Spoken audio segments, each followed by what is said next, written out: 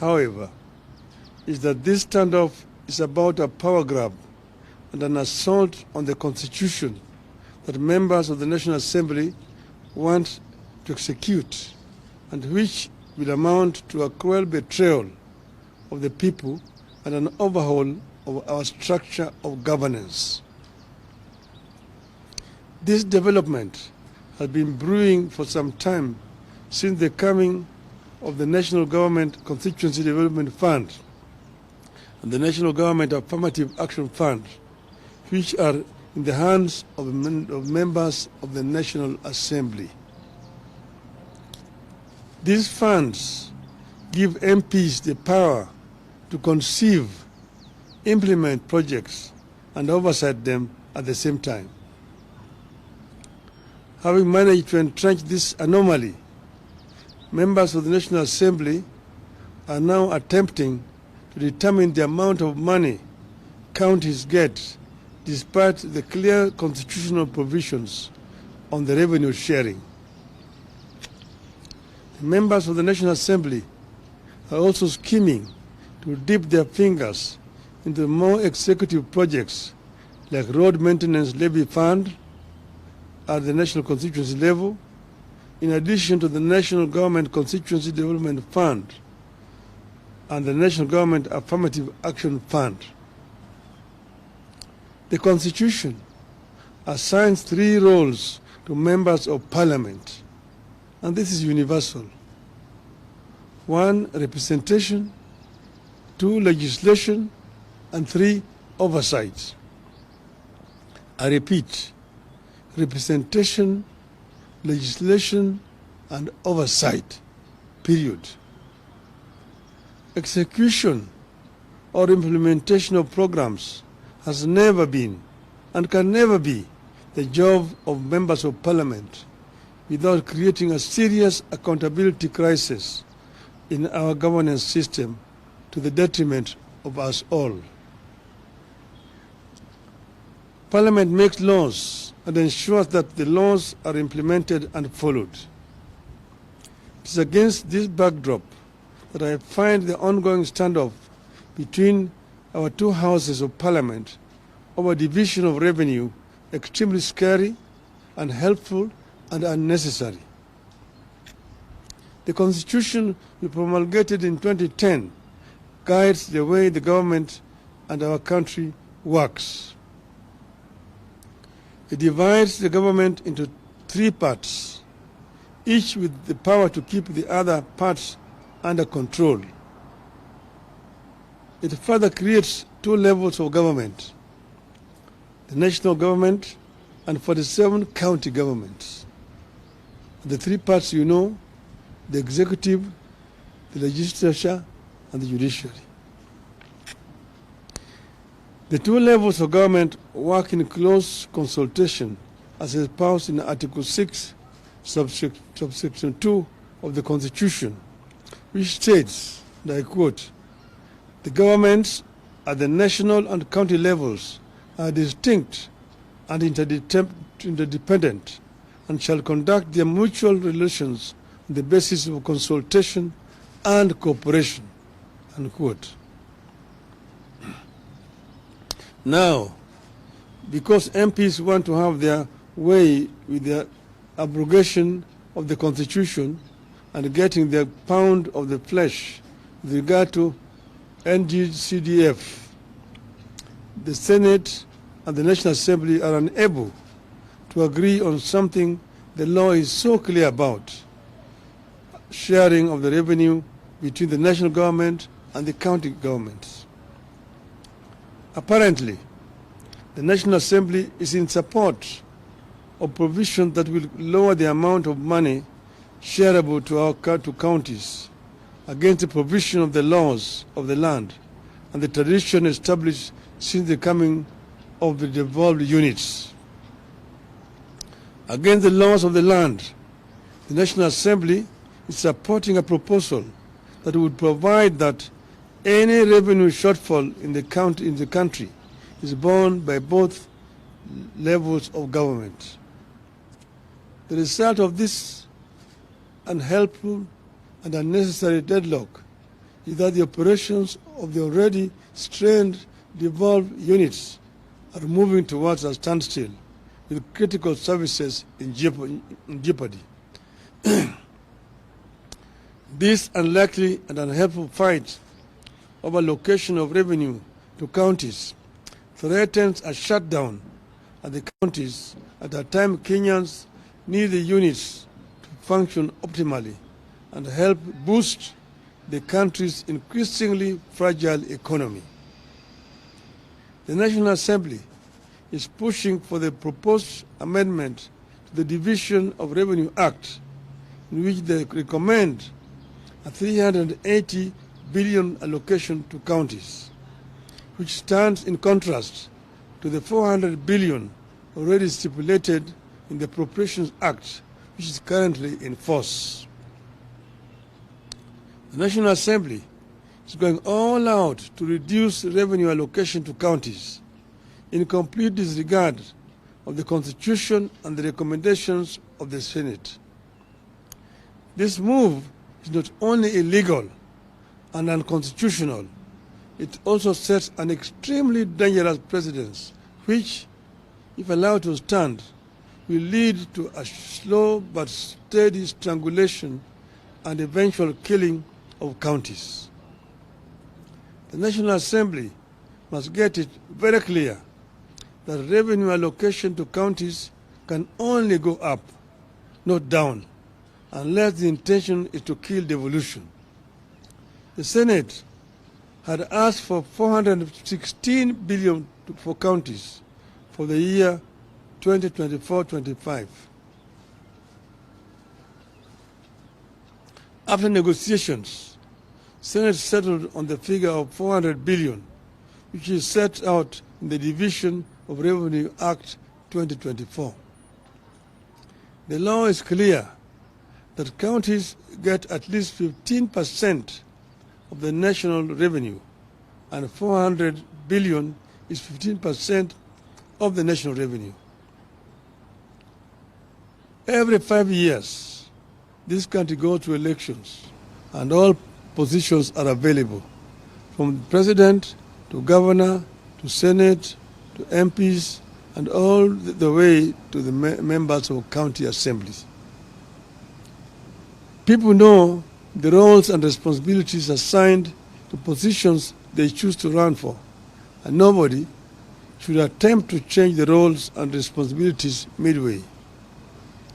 It is urgent that both houses come together to allow the country government get their rightful share of funds and discharge their responsibilities to the people of the country.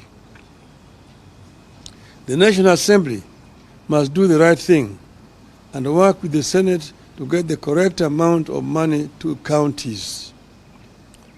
More than a decade into the two levels of government, the management and funding of devolved units should be getting more efficient and more predictable. The current standoff and attempts to tamper with the location indicate a dangerous backward march. I urge our members of parliament to be enablers of devolution and refuse to be in partnership with those determined to frustrate and kill devolution. End of statement.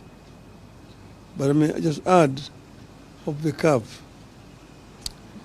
that devolution that we came up with has got many enemies.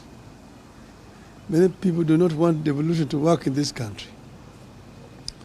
You know, we had put in the Constitution a minimum of 15%. But it does not have to be the minimum. It can go higher up. That's why in the BBI we had wanted to raise it to a minimum of 35%. For your information, in a country like Nigeria, which is devolved, a three-tier, the local governments get 20% of the revenue. The state governments get 35%. The federal government gets 45%. In other words, 55% of the total revenue in Nigeria are devolved. And that's when the devolved units work is when the country works. It is in the interest of the national government to release more resources to the counties. That is when this country is going to be properly run. Because there are several devolved functions like health, like agriculture, and part of infrastructure, which is not working properly because resources are not going down to the counties. A big chunk of the money going to counties today is purely for recurrent expenditure, paying salaries to the staff. Very little money is remaining for the governors to do development work. And that's the reason why I find it very unfair that governors are being blamed for lack of development in their counties. And members of parliament should move away from trying to construct roads, from trying to construct health centers, schools and so on. Those are the responsibilities of the county government, not a national parliament. Thank you.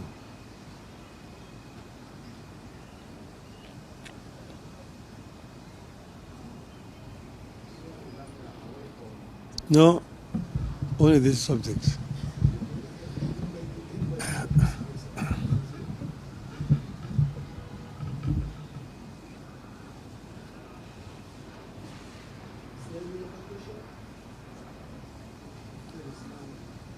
Another statement generally, then you can ask general questions. Today is about this issue of revenue share. Okay? It is very clear. It's so clear that, I feel very frustrated because I was involved in the drafting of this constitution. And we know exactly how this constitution is supposed to work. But the greed of members of parliament. Members of parliament want to be constructing roads. Members of parliament want to be constructing health centers. They want to be contractors themselves. Who is going to oversight the government? If the oversighter himself is the implementer. It does not happen anywhere in the world.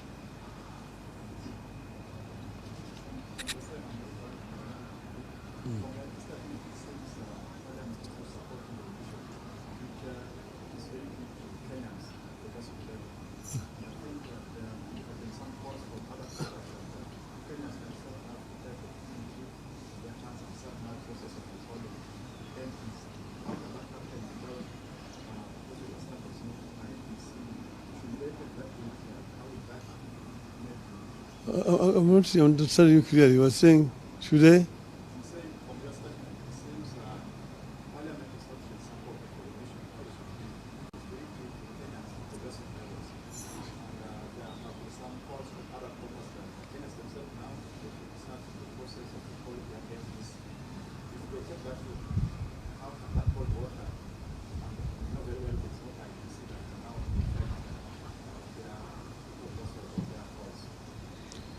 No, you see, we want Kenya to understand exactly what the Constitution provides and who is really at fault here.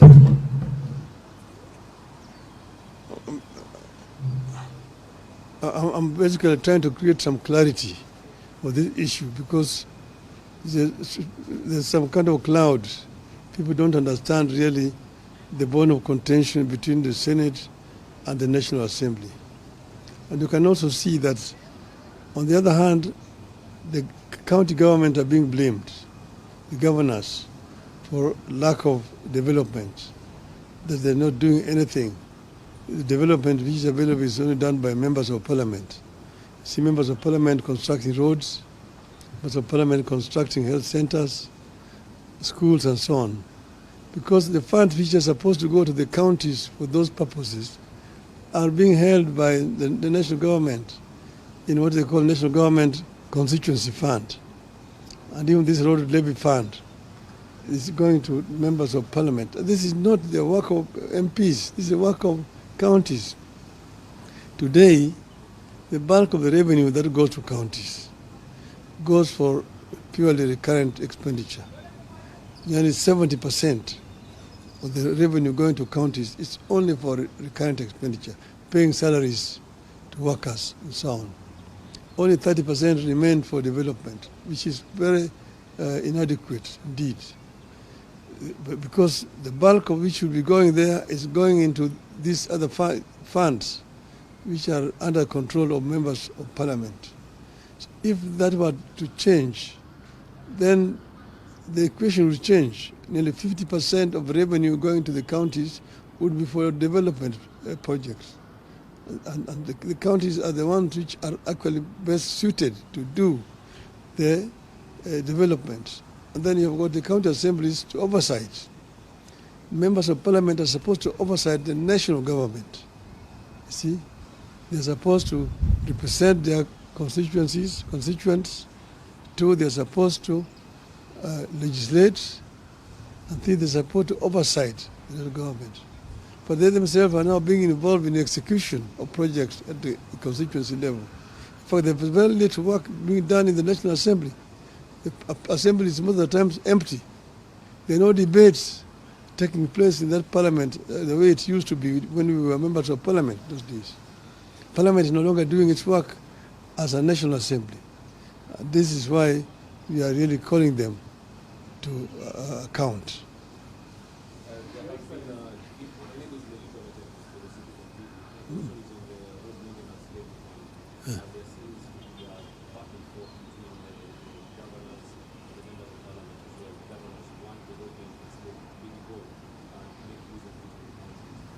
Are an unnecessary burden. They would rather deal with DCs. And you see this attempt to resurrect the provincial administration, which actually under the constitution was supposed to be replaced by the county government. But we are dealing with people who do not want devolution. So devolution is under threat. And those of us who were there, who fought to bring devolution, must stand up and be counted and defend devolution. We do believe very strongly that a devolved system of government is what will ensure equity in sharing of resources in our country and equal development across the whole country. Thank you.